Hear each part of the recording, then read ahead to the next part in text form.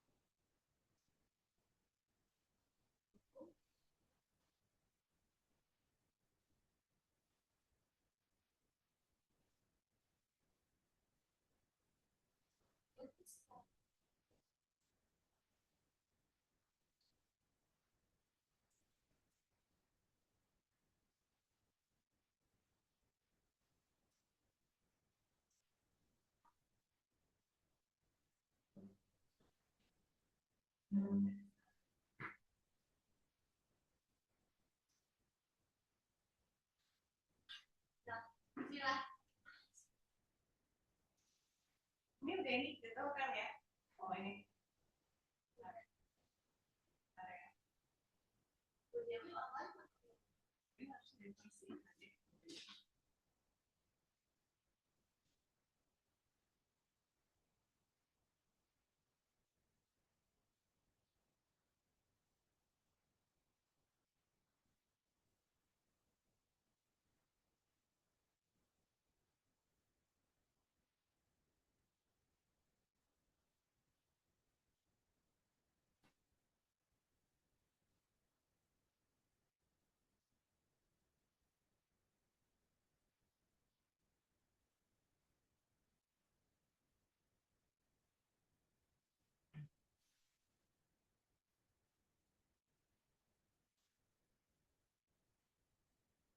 dalam kayak ini.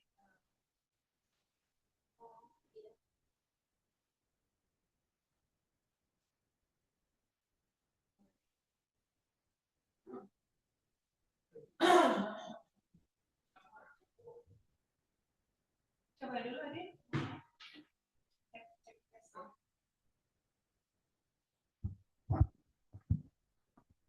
tes. Tes. Nah, loh. Tes 1, 2, 3.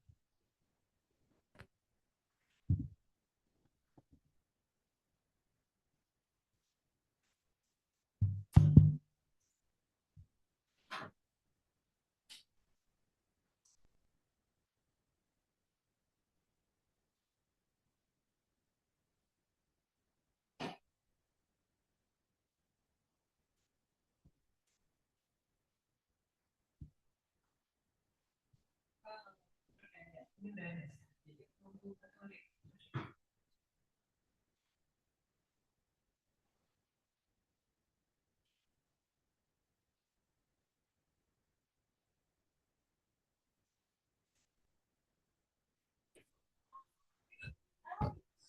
Salam. Ya ini tenang, tinggal tenang aja nih. Nih, Tenangkan hati. bismillah. Kira-kira mana ya? Sudah standby.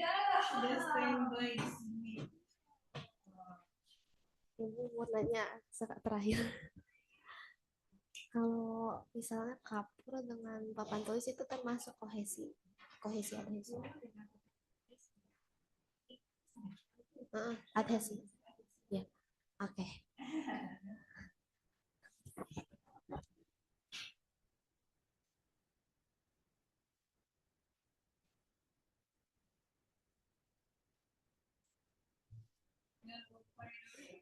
Oh iya. Jadi saya Bunda Bu Korea. Oh, maaf saya lihat Bu Dewi. Saya. Oh, Bu Dewi. Aduh, udah dong. Ya tadi teh aku mau masuk. Adin sedang latihan takut mengganggu. Jadi malah grogi kalau ditungguin sedang latihan. Online Umi atau Adi? Nggak tahu, tapi kayaknya si Umi itu Apa? Oh iya. Sudah ada di Zoom ternyata. udah ada Bukhari. Itu udah ada Bukhari. Lihat lagi. Oke. Kebetulan Adin siap-siap.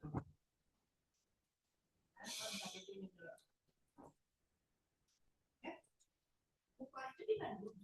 Mari di sana Bu, di kantor Jadi Zoom ya. Zoom. Oh.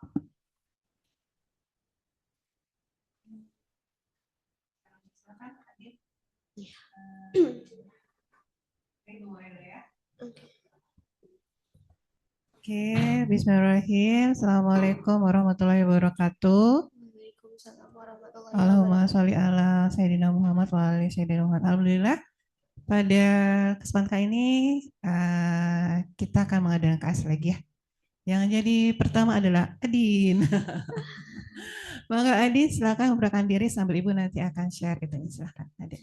Baik, assalamualaikum warahmatullahi wabarakatuh. Waalaikumsalam.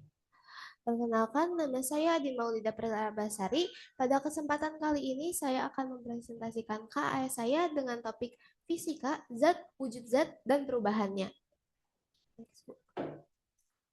Pertama, yang akan saya bahas pada hari ini adalah latar belakang, topik yang telah saya pelajari selama semester 1, penjelasannya, cara mengaplikasikannya di kehidupan sehari-hari, sesi tanya jawab, refleksi, serta penutupan. Pertama, latar belakang. Saya memilih topik ini karena saya tertarik. Saya juga ingin tahu gimana sih hal-hal kecil dalam semesta itu bekerja yang sangat sering kita abaikan. Lalu topik yang akan dipelajari di semester 1 ada litosfer, atmosfer, hidrosfer, dan yang saya pilih zat, wujud zat, dan perubahannya. Lalu kita masuk ke penjelasannya. Apa itu zat? Zat atau materi adalah segala sesuatu yang terlihat. Tapi walaupun tidak terlihat seperti udara, tetap bisa disebut zat asalkan memenuhi dua syarat ini, yaitu menempati ruang dan juga mempunyai massa. Zat juga terdiri dari partikel-partikel. Zat juga memiliki tiga wujud, yaitu padat, cair, dan gas. Masing-masing memiliki ikatan antar partikel, bentuk, volume, kompresibilitas, susunan partikel, dan gaya tarik-menarik antar partikel yang berbeda-beda. Untuk padat, ikatan antar partikelnya erat, bentuknya tetap, volumenya tetap, kompresibilitasnya sulit dimanfaatkan, susunan partikelnya pun rapat, dan gaya tarik-menarik antar partikelnya sangat kuat. Oleh karena itu, kita tidak bisa mengubah bentuk zat padat. Lalu untuk cair, ikatan antar partikelnya lemah, bentuknya berubah-ubah sesuai wadah tempat dia ditaruh, lalu volumenya tetap dan kompresibilitasnya sulit dimanfaatkan, susunan partikelnya renggang, dan gaya tarik-menarik antar partikelnya lemah.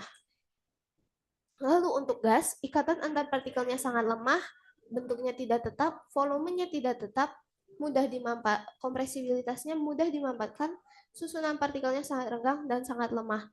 Oleh karena itulah gas bahkan tidak bisa kita pegang, tidak bisa kita rasakan. Next. Nah, selanjutnya perubahan wujud zat. Di sini saya mengambil contoh air. Misalnya dari es yang padat ke air yang cair, dan dari dan dari air yang cair ke uap yang adalah gas. Itu mereka dipanaskan dengan cara menyerap kalor. Jadi kalau zat dipanaskan, mereka akan melepas ikatan satu sama lain dan bergerak lebih cepat karena ruang antar partikelnya pun lebih luas. Sementara kalau didinginkan, misalnya dari uap didinginkan menjadi air dan dari air menjadi es, itu mereka akan berkumpul lagi. Jadi mereka pun bergerak lebih lambat dan ruangan antar partikelnya pun lebih sempit. Next. Nah, tadi kita sempat membahas partikel sedikit, tapi kalau partikel itu sebenarnya apa? Definisi partikel, dia adalah bagian terkecil dari zat. Ukurannya sangat-sangat kecil, mempunyai ruang antar partikel, selalu bergerak, dan memiliki gaya tarik-menarik satu sama lain. Untuk gambaran partikel selalu bergerak, itu misalnya kalau kita memasukkan pewarna ke dalam air, walau tidak dikocok pun, lama-kelamaan pewarna itu akan menyebar di airnya. Karena partikel pewarna ini bergerak di antara partikel air. Next. Lalu karakteristik partikel yang keempat memiliki gaya tarik-menarik satu sama lain. Ini terbagi menjadi dua, yaitu tarik-menarik antara partikel yang sejenis atau kohesi, dan tarik-menarik antar partikel yang tidak sejenis, adhesi. Gambarannya, misalnya kita memasukkan air ke dalam wadah. Nah, tarik-menarik antara partikel air dan air disebut kohesi, sementara tarik-menarik antara partikel air dan wadah disebut adhesi. Jadi di dalam wadah yang penuh air ini ada 3 gaya tarik-menarik, yaitu tarik-menarik partikel air dengan partikel wadah, adhesi, tarik-menarik antara partikel air dengan partikel air, kohesi, serta yang terakhir tarik-menarik antara partikel wadah dan partikel wadah, kohesi. Nah, meniskus. Meniskus itu adalah bentuk permukaan zat cair dalam tabung. Meniskus terbagi menjadi 2, yaitu meniskus cekung dan meniskus cembung. Kalau meniskus cekung, itu intinya adhesinya lebih besar dari kohesi. Meniskus cekung ini adalah ketika adhesi partikel cairan dengan partikel wadah lebih kuat daripada kohesi partikel cairan dengan partikel cairan. Meniskus cekung inilah yang nanti akan menjadi pemicu kapilaritas. Kalau untuk meniskus cembung, itu dia kembalikan dari meniskus cekung. Kohesinya lebih besar dari adhesi. Meniskus cembung itu ketika kohesi partikel cairan dengan partikel cairan lebih kuat daripada adhesi partikel cairan dengan partikel wadah. Jadi kalau meniskus cekung itu cairannya lebih suka dengan wadah, sementara kalau meniskus cembung cairannya musuhan dengan wadahnya. Lalu kapilaritas. Kapilaritas ini adalah naiknya zat cair melalui lubang yang sempit. Kapilaritas ini bisa terjadi karena adhesi air dengan tabung lebih besar daripada kohesi air dengan air, sehingga menyebabkan peristiwa ini. Jadi intinya adhesinya lebih besar dari kohesi. Oke, apakah Bapak Ibu Guru pernah melihat serangga yang berjalan di atas air ini? Ini disebut anggang-anggang. Dia menggunakan tegangan permukaan. Tegangan permukaan itu gaya tarik-menarik antar molekul zat cair yang seolah-olah membentuk selaput tipis. Nah, tegangan permukaan ini digunakan oleh si anggang-anggang untuk berjalan di atas air. Next. Lalu, sifat zat. Sifat zat ini terbagi menjadi dua. Ada sifat fisika dan sifat kimia. Untuk sifat fisika, dia ini berhubungan dengan penampilan. Tetapi perubahannya tidak menghasilkan zat jenis baru. Contohnya, kertas yang disobek-sobek, walaupun bentuknya berubah, tetapi zatnya tetap kertas aja. Sementara untuk sifat kimia, ini dia berhubungan dengan interaksi zat lain. Perubahannya menghasilkan zat baru. Misalnya kertas dibakar dengan api, itu kan interaksi dengan zat lain. Lalu perubahannya si kertas ini menjadi abu. Nah, menghasilkan zat baru. Next. Klasifikasi zat. Kalau di fisika kita punya 3 wujud, yaitu padat, cair, dan gas, di kimia kita mempunyai unsur, senyawa, dan campuran, yang akan saya jelaskan masing-masing setelah ini. Unsur. Unsur itu zat tunggal yang menjadi bahan dasar semua materi di bumi. Contohnya hidrogen dan oksigen. Unsur pun terbagi menjadi 3, yaitu unsur logam, semilogam, dan non-logam. Unsur logam ini bersifat konduktor. Dia dapat menghantarkan panas dan listrik dengan baik. Dia berwujud padat di suhu ruang kecuali air raksa. Contoh unsur logam adalah besi dan tembaga. Kalau untuk unsur semilogam, dia semikonduktor. Dia bisa menghantarkan panas ataupun listrik, tapi tidak terlalu baik. Biasanya berwujud semi padat dan contohnya adalah silikon dan arsen. Untuk unsur non-logam, dia itu isolator, tidak bisa menghantarkan panas dan listrik. Biasanya berwujud gas di suhu ruang, dan contohnya adalah nitrogen ataupun oksigen. Lalu senyawa. Senyawa juga adalah zat tunggal, tetapi yang membedakannya dari unsur, senyawa itu gabungan unsur. Contohnya garam. Garam itu memiliki 2 unsur, yaitu natrium dan klorida. Oleh karena itulah garam disebut senyawa.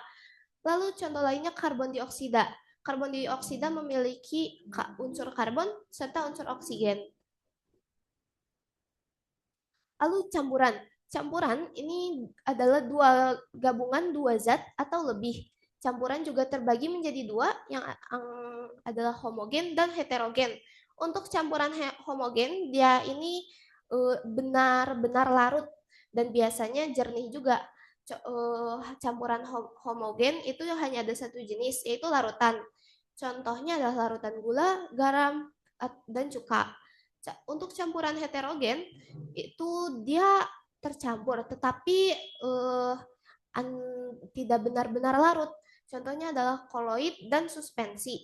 Untuk koloid, walaupun dia larut, tetapi dia masih keruh. Contohnya adalah susu dan santan. Kalau untuk suspensi, kalau didiamkan, dia akan mengendap seperti obat sirup dan beberapa produk kosmetik.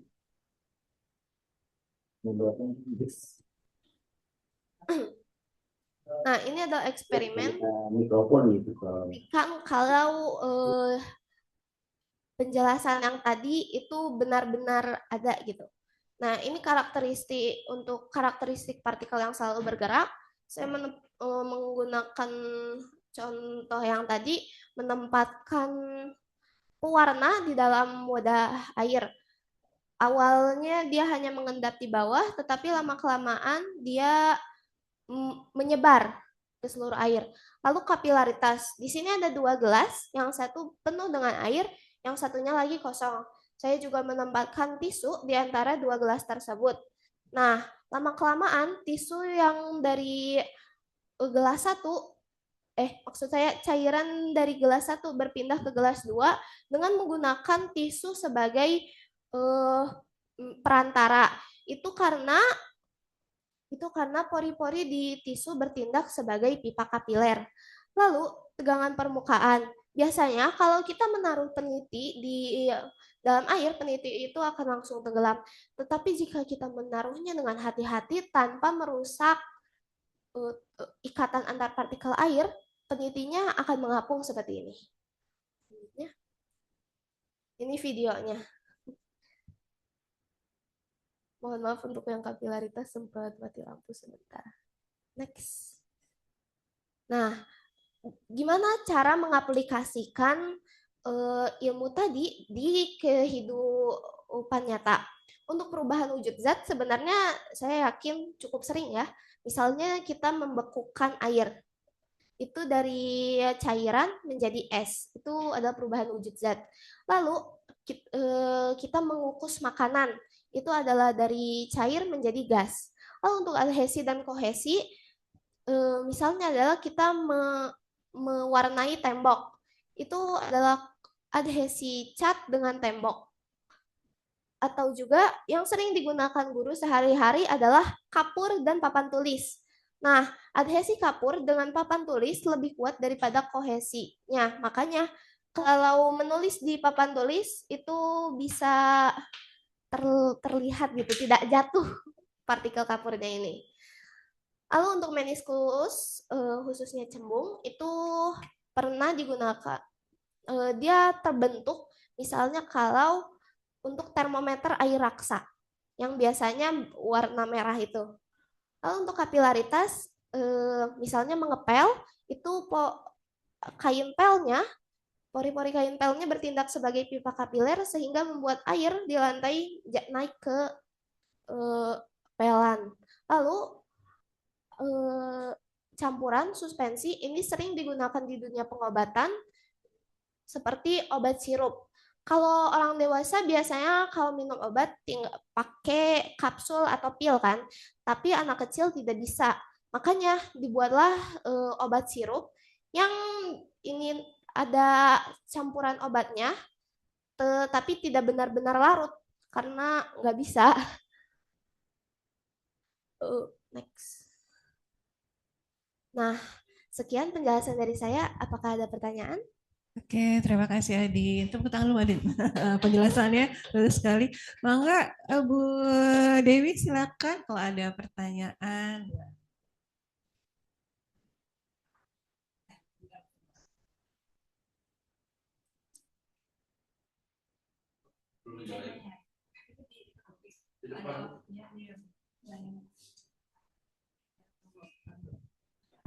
Tes, ya udah.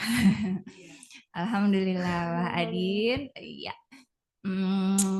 Ibu sangat bangga ya dengan presentasi Adin hari ini. Jadi kalau menurut Ibu, Adin udah mempresentasikan dengan sangat baik. Kemudian Ibu nilai ketekunan Adin juga sangat tekun dalam mempersiapkannya, mulai dari bimbingan, kemudian sampai jadi PPT hari ini. Ibu perhatiin Adin antusiasnya sangat besar untuk bisa memahami materi yang Ibu ajarkan. Almost perfect. Terima kasih. Iya, sampai bingung nih mau nanya bagian apa. Mungkin Adin bisa tunjukkan slide yang ini nih, yang perubahan wujud, coba. Ibu ya. Ya. Kita lihat lagi Din yang ini. Oke. Kalau dari presentasinya menurut Ibu Adin cukup bagus. Hanya saja memang agak pas awal-awal masih agak-agak grogi, belum lepas. Tapi setelah itu Ibu lihat udah lepas, udah bisa enjoy gitu Din. Mungkin jam terbang juga ya Din ya. Nanti lama-lama insya Allah bisa lepas, bisa luas. mundur ke wujud kalau nggak salah slide ketiga atau keempat ya, yang tentang perubahan wujud, Din. Kita lihat coba di. Terus mundur lagi. Iya, yang ini. Nah, di sini yang Adin berusaha tunjukkan adalah perubahan wujud dari es ke air ke uap. Iya. Betul ya, Din ya?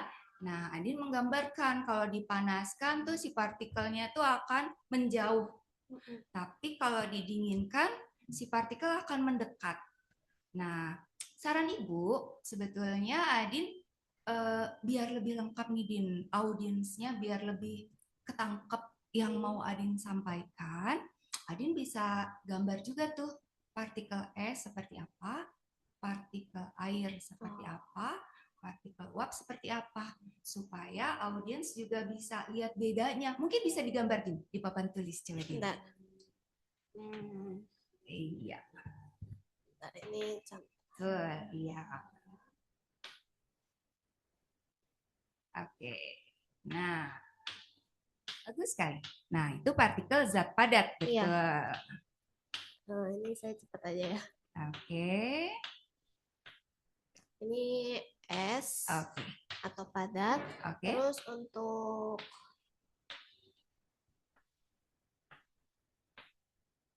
Oke. nah ini air atau Oke. cair. Sip. Lalu nah ini uap atau gas. Oke. Nah, dari sini Adin mau menggambarkan nih, kalau dia dikasih panas, dikasih kalor, dari es akan menjadi air. Betul, Din? Betul. Nah, di sini terlihat bahwa apa yang terjadi dengan partikelnya, Din? Menjauh. Nah, jadi ketika partikel-partikel zat dikasih kalor, dia akan menjauh partikelnya. Nah, apa yang terjadi ketika partikelnya menjauh? Wujudnya juga akan berubah, betul tidak, Din? Oh iya. Iya, nah itu terlihat tuh kalau seperti itu, Din. Begitu pula partikel air, ketika dia dipanaskan, dia partikelnya lebih jauh lagi. Lebih jauh lagi, dia akan berubah wujud menjadi uap. Nah, mungkin Adin bisa ceritakan nih dari uap, kebalikannya kalau dia didinginkan. Oke. Jadi kalau didinginkan sebenarnya partikelnya tuh kayak manusia aja ya. Jadi kalau didinginkan, si partikelnya ini berkumpul lagi, Mendekat, dan dia jadi air lagi. Karena partikelnya mendekat, wujudnya juga berubah. Dia jadi air. Kemudian dari air? Dari air, kalau didinginkan lagi, dia berkumpul lebih dekat lagi sehingga menjadi es. Wujudnya berubah menjadi es, menjadi padat. Yeay. Alhamdulillah, bagus. Oke, itu udah kepegang ya sama Adin ya konsepnya ya. Nah, satu lagi deh, Din. Ya, biar soalnya waktunya masih lama. Adin presentasinya begitu lancar, jadi cepat. Oke, kita satu lagi, Din. Yang kapilaritas, Bapak ke kanan kayaknya, yang gambar kapilaritas. Terus, ya. Terus lagi. Terus lagi. Iya, ini. Nah, di sini Adin menggambarkan fenomena kapilaritas itu yang terjadi pada air ya, Din ya. Iya. Jadi karena adesi air itu lebih besar, jadi dia naik. Nah, Ibu kasih challenge nih, misalnya yang lebih besar kohesinya, Din. Apa yang terjadi? Mungkin bisa Adin gambar lagi di papan tulis. Karena kan yang Adin contohkan ini yang adesi lebih besar daripada kohesi. Sekarang apa yang terjadi dengan cairan di mana kohesinya lebih besar daripada adesinya? Ada pipanya juga. Kan yang mau kita tunjukkan kapilaritas. Jadi misalnya cairan itu ada satu cairan yang sifatnya beda sama air. Kalau air dia adesinya. Sekarang kebalikannya. Cairan yang kohesinya lebih besar daripada air. Kira-kira menurut Adin apa yang terjadi? Kalau menurut saya dia bakal ya membentuk meniskus cembung, Betul. tetapi dia rata gitu. Kalau di sini kan kalau adhesi yang di Mhm. sininya turun terus yang di sininya naik. Naik, oke. Tetapi di sini mungkin akan rata. Rata, oke. Itu menurut Adin. Nilainya 50. Meniskus cembungnya betul, meniskus cembung. Jadi kalau dia kohesi lebih besar daripada adhesi, contohnya apa nak? Masih ingat? Termometer air raksa. Air raksa. Iya, zatnya air raksa. Kalau air raksa itu dia kohesinya lebih besar daripada adhesi. Dia akan membentuk meniskus cembung. Nah, tapi surprise-nya dia akan turun yang di pipa, Din. Oh, Jadi dia lebih rendah justru permukaannya dibanding permukaan. Jadi kebalikannya. Kalau oh, air dia permukaannya akan lebih tinggi. Tapi kalau air raksa, iya. di Nah, seperti itu kalau air lagi. Sebenarnya ini tingkatannya bukan untuk tingkatan anak SMP kelas 7 sih, Bu. Cuman saya men-challenge Adin aja gitu. Jadi sebetulnya Adin sudah bagus, sudah sangat bagus untuk memahami konsepnya. Tapi karena Adin saking bagusnya, jadi Ibu men-challenge. Iya, cukup sampai di situ mungkin Adin. Terima kasih banyak. Ya, Oke, terima kasih banyak kasih. Bu Dewi yang sudah dibimbing oleh Bu Dewi ya, alhamdulillah. Mangga Bu Kori, mungkin ada pertanyaan dari Bu Kori ini. Oke, Adin, Bu, wah luar biasa ya. Ibu pertama lihat dari PPT-nya dulu. Eh, dari PPT-nya Adin KS dan kelas minat kemarin jauh banyak perubahan ya. Ada poin-poinnya disertakan gambar. Ya, coba nanti Adin lihat lagi PPT kelas minatnya. Eh, Sangat banyak perubahan. Ibu hebat. Ini berapa hari Adin mempersiapkan ini? Mempersiapkan materi ini berapa hari? Bentar Bu, ini yang mati. 2 hari Bu katanya. Dari hari Senin kan ya?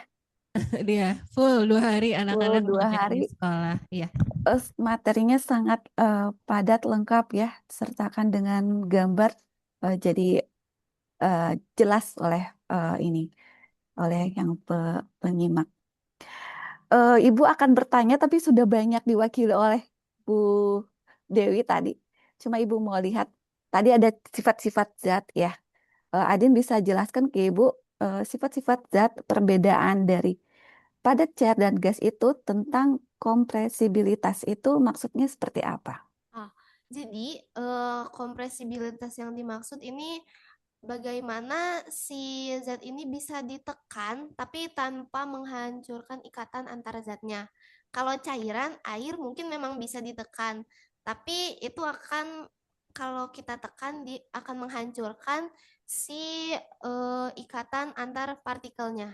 Jadi maksud kompresibilitasnya seperti itu.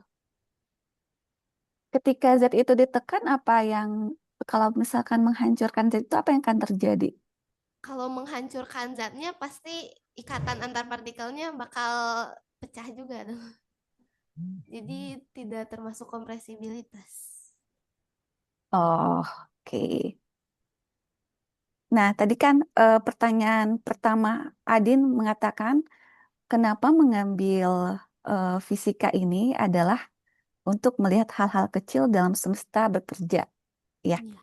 Jadi apa yang bisa Adin simpulkan atas eksplorasi Adin tentang perubahan wujud zat ini? Saya bisa menyimpulkan kayak bahkan walaupun hal-hal kecil ini yang sering kita abaikan, semuanya itu ada penyebabnya, ada ilmunya gitu. Dan saya tertarik akan hal itu. Kira-kira rencana ke depan akan mengeksplor apa lagi kalau misalkan tertarik dengan hal ini? Ah, belum tahu sih, tapi mungkin masih ya masih sekitaran topik ini. Oke, baik. Semangat tadi Ibu salut ya, walaupun kelas 7 ini biasanya kan orang taunya udah perubahan zat itu seperti ini, seperti ini. Kalau misalkan air diinginkan jadi beku, hanya sebatas itu. Tapi Adin sekarang sudah tahu ya kenapa dia bisa membeku, bagaimana bentuk partikel-partikelnya seperti itu. Alhamdulillah, terima kasih Bu Dewi atas bimbingannya kepada Adin. Eh, Semangat terus ya untuk eksplor ilmunya Adin. Silakan Terima dilanjut. kasih, Bu. Ya. Oke, sebelum ke orang tua lanjutkan dulu silahkan. Nanti baru orang tua. Refleksi. Lanjutkan dulu sesi refleksinya.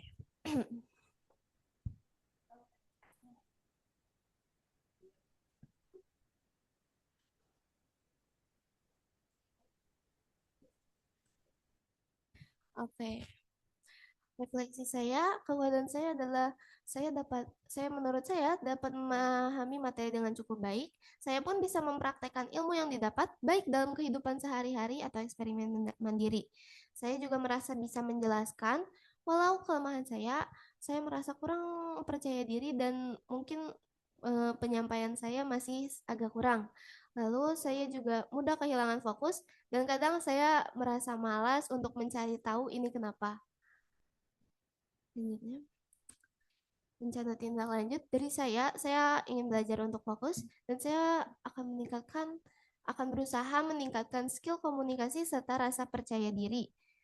Lalu untuk orang tua, saya harap Bapak Ibu, Ubi Abah bisa akan terus mendukung dan mau membantu baik dalam menyediakan peralatan atau hal lain.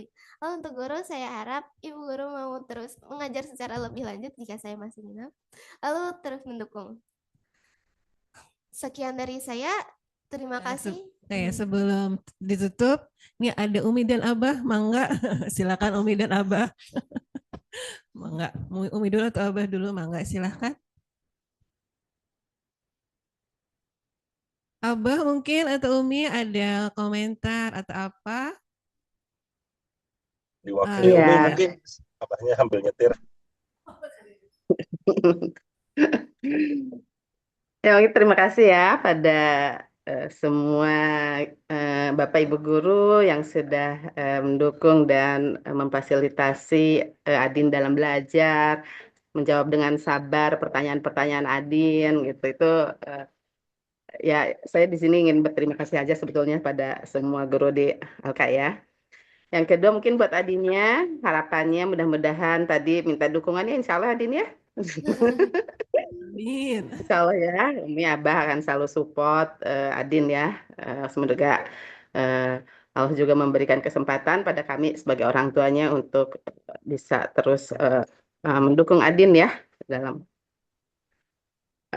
mewujudkan apa yang Adin harapkan, inginkan. Itu mungkin Ibu sedikit komentar saja. Kalau terdalam materinya nggak ada ya. Sudah mungkin dari Bapak Ibu guru tadi semua. Abah apakah akan komentar atau gimana nih Abah nih? Lagi nyetir ya, apakah mangga? Ya, lagi menujunya menjemput Adin. Oh gitu. Jadi nanti aja sama Adin ngobrolnya ya Abah di rumah. Oke, alhamdulillah terima kasih Adin, silakan ditutup. Sekian dari saya. Terima kasih untuk Bu Dewi juga sudah mau membimbing saya. Mohon maaf jika ada salah kata. Wassalamualaikum warahmatullahi wabarakatuh. Waalaikumsalam warahmatullahi wabarakatuh. Sukses Adin.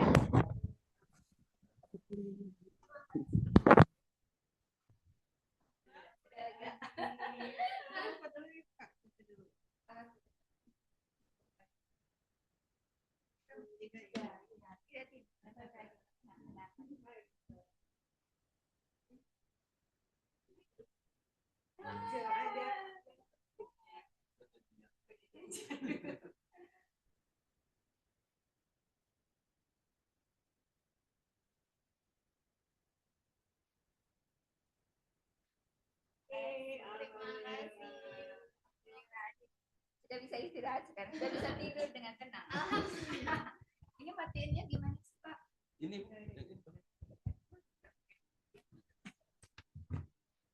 oh ya Allah harus lama. ya baru berat lagi. Kalau mau nyanyi Bu. Selanjutnya siapa Bu? Selanjutnya Ali. Oh.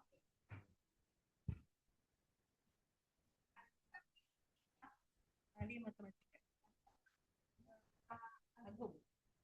Ali silakan Ali.